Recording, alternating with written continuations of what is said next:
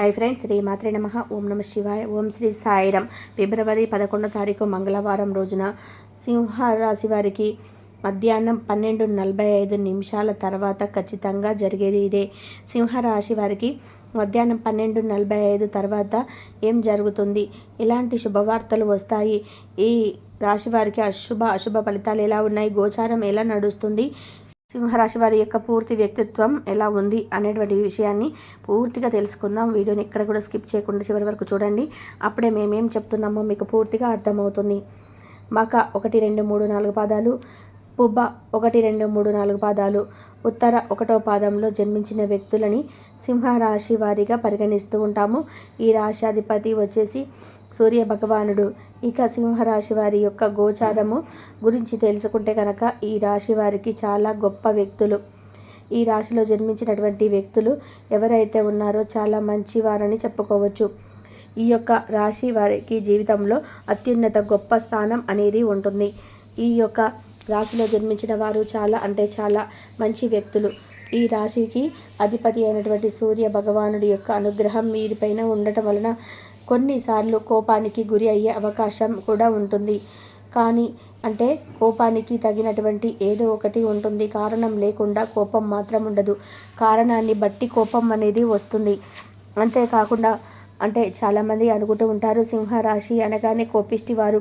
వీరికి అధికమైనటువంటి కోపం ఉంటుంది. ఎప్పుడు చూసినా కోపంగానే గంభీరంగానే ఉంటారు అనుకుంటారు. కానీ ఈ కోపానికి ఒక కారణం అయితే తప్పకుండా ఉంటుంది.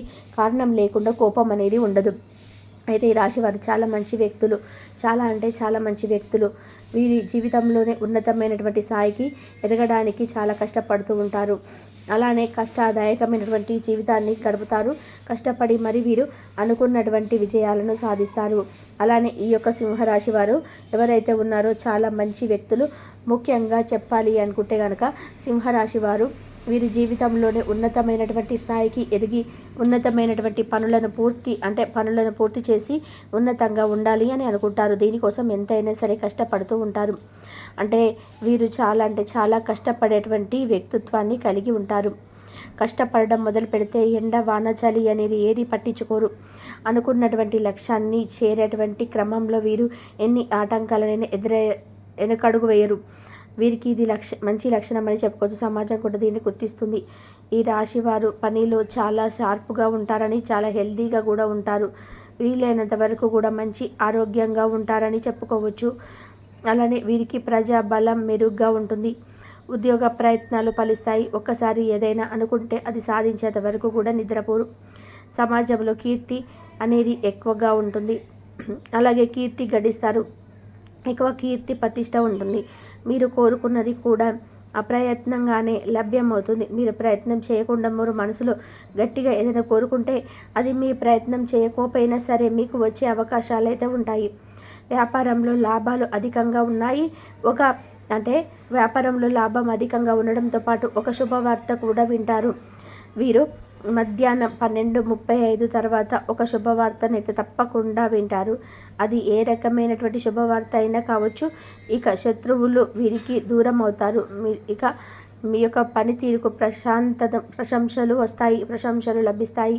అధికారుల నుంచి సహకారాలు కూడా అందుతాయి. బంధుమిత్రులతో అనుకూలత ఉంటుంది. స్థిరాస్తి కొనుగోలు వ్యవహారాలు లభిస్తాయి.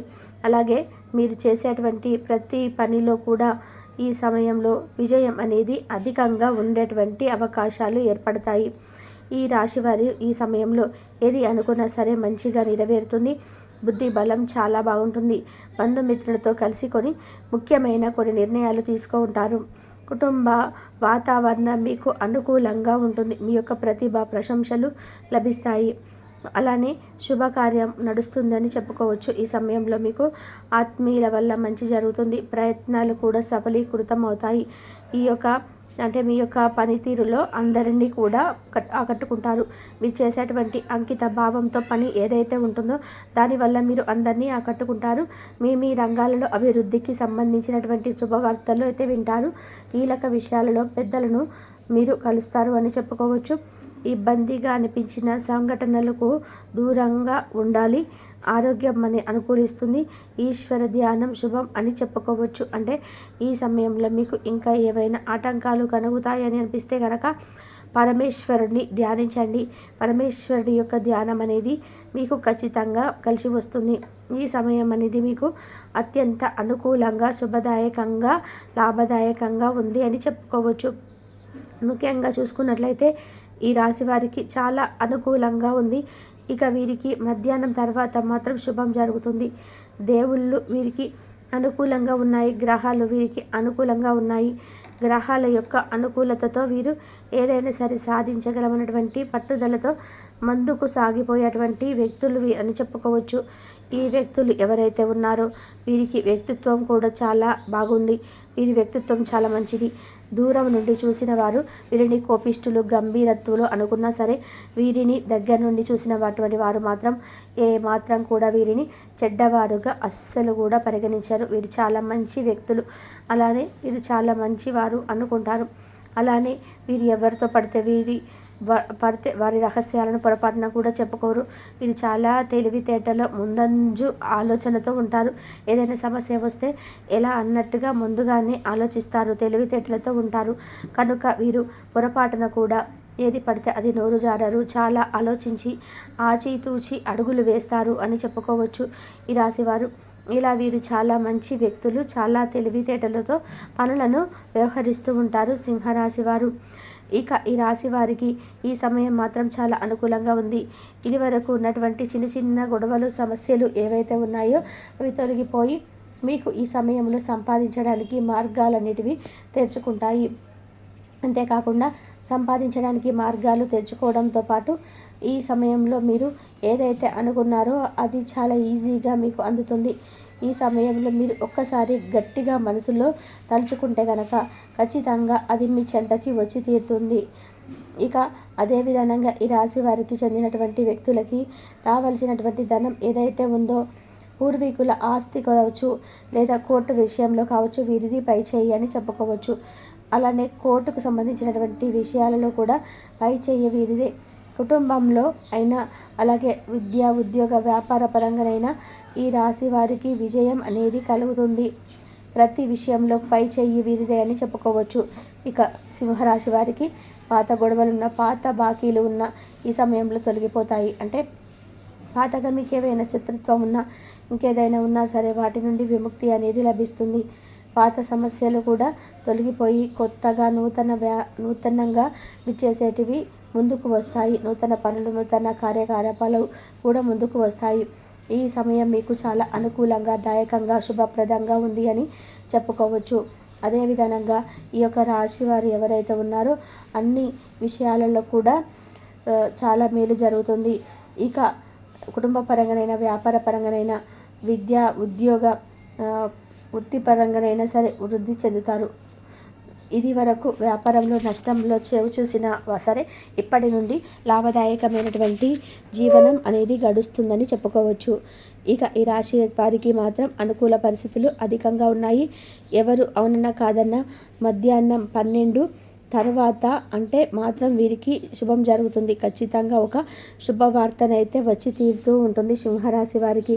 తెలుసుకున్నారు కదండి సింహరాశి వారి యొక్క ఎలా ఉంటుందనేది. కారణం లేకుండానైతే కోపం ఉండదు. అయితే ఈ రాశి వారు చాలా మంచి వ్యక్తులు. చాలా కొన్ని అత్యవసర కార్యాలయ వల్ల మీ యొక్క ప్రణాళికలు విఫలం చెందుతాయి. మీ జీవిత భాగస్వామితో భావోద్వేగపరమైన బంధాన్ని కలిగి ఉంటారు. అలా మీ యొక్క సమయం, నమ్మకం వృధా అవుతుంది. స్వర్గం భూమి మీదే ఉండని మీ భాగస్వామి ఈరోజు మీకు తెలియజెప్పనున్నారు.